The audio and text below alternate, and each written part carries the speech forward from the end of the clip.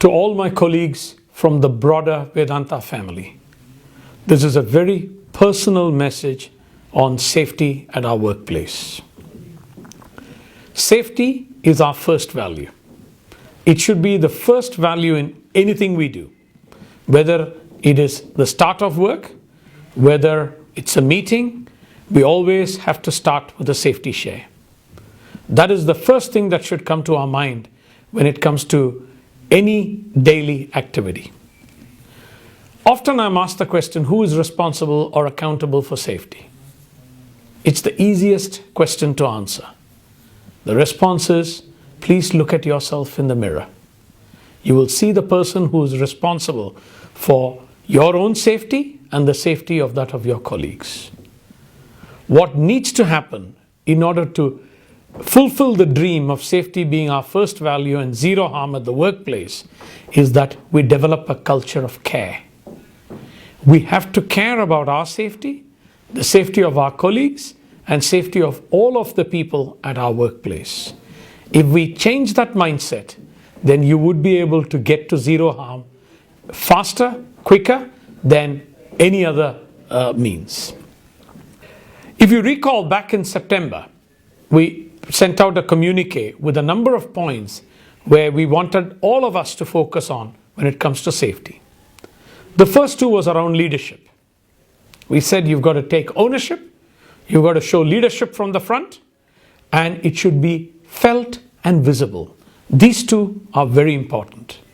So whenever you're at the workplace, the easiest thing to do is to sit back in the comfort of your air-conditioned offices. Walk around the shop floor, walk around the plant, walk around the mine, and ensure that safety is actually implemented at the workplace. And you will see the change that you bring to the workplace when they know that you, as senior management, are actually walking around and living the true value of safety. We need to change the mindset. The mindset has to change to one where we say we will not compromise on safety. We will follow our safety policies and procedures. We will not deviate. If there are unsafe working practices and areas, we should stop and we should ensure that those areas are corrected before we get back in to start work in that area. Human tendency is to cut corners. Once you've cut corner once and you feel that no accident has happened, it tends to repeat itself. But rest assured, at one stage, that cutting of the corner is going to cost a human life and it will never come back. So ensure that you do not take chances. You may be lucky today, but you may not be lucky in 10 days' time. Please do report near misses and high potential incident. This is not a witch hunt. The reason we want everybody to report this is so that we can share and learn from one another's experiences. There are lots of technological and mechanical aids available to improve safety. A number of our business units are actually using them. So continue to use them and spread their use. You will find that they improve your safety performance. We do have a number of business partners who work with us. Treat the business partners and their employees as one of our own and ensure that they also follow the safety standards and discipline. If they do not have the technical capability nor the knowledge to implement safety, show them how it should be done.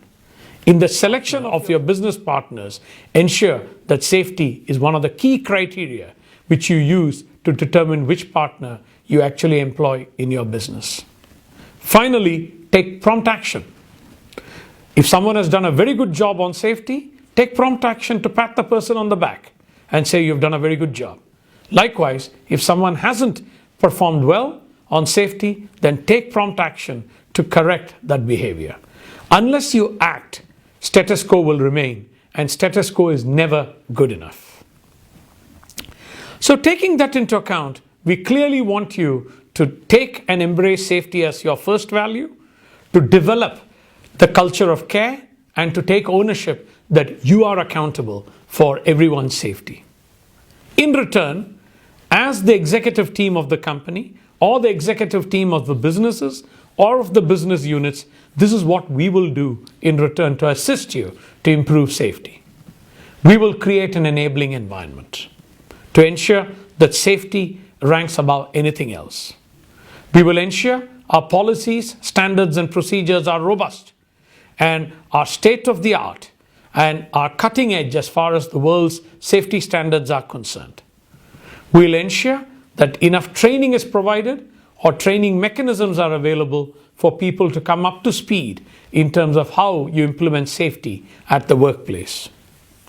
When we visit the business units, we will perform visible felt leadership. We will walk around so that people do know that we accept and we are actually the people who are driving safety as the first value. We will lead by example here. In addition to all of that, what we will also do is to put safety above everything else.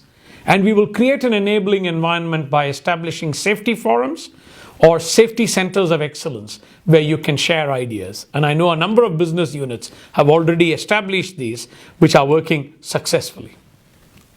We will implement consequence management. If someone has done a good job, that example will be made known. We have instituted awards for business units. Safety is one of the key criteria. And it's amazing when a unit is actually performing well on safety, it tends to perform very well on every HSE metric and in terms of volume, costs, and margin also. A safe operation is a predictable operation and a very productive operation. At the same time, when someone has actually not shown duty of care and has intentionally deviated, we will establish due process and we will take consequence management after the process has actually gone through. We will not compromise on that front. Our performance management metrics will be changed to give greater emphasis both in terms of quantum of safety and also the measures we use for safety. It will not be output driven, but it will be input driven in terms of how many safe controls are we actually adhering to, how are we training our people, and how quickly we correct any deviations from our control. Here are 3 examples which we will do. So we will drive the change in behavior across the organization by our own leadership, by our own adherence to safety value, by proper standards and an enabling environment, by consequence management and performance management. We cannot do this alone. We have over 100,000 people working for Vedanta globally. Our strongest ability to deliver safety is when every one of 100,000 of our employees and business partners actually embrace safety as our first value and show a duty of care and take personal accountability for safety. This is one area where you have to take personal accountability, personal pride, and personal guilt when something goes right or wrong. If we can do all of that, believe me, the journey towards zero harm is achievable, and it's achievable quicker and faster. So please be safe. Please look after everyone in the workplace, including yourself. The question you have to ask is, would you put the next of your kin in that workplace and not come back for the next 7 days to look at how they are doing? If you cannot answer that question with conviction, then you need to sort out the safety in that workplace. If all of that can be done, believe me, this business will not have any fatalities, no injuries, no accident, and it would be the leading mining company. So thank you very much. And once again, be safe and God bless us all. Thank you.